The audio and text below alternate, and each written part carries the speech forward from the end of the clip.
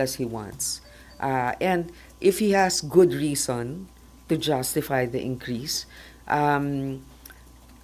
pwede naman yon. Pero ang para sa akin nga, siguro request and to make sure na hindi redundant. Yun lang naman eh. At na hindi maaape ang ahensya o ng departamento dahil magagawa pa rin nila ang kanilang programa. Ang sinasabi ko nga, they're capacitated with the budget that was given then. Remember, historically, yung budget ng OVP, about that range. Okay? Tumaas lang talaga nung 2023 by leaps and bounds. Hindi natin alam kung bakit.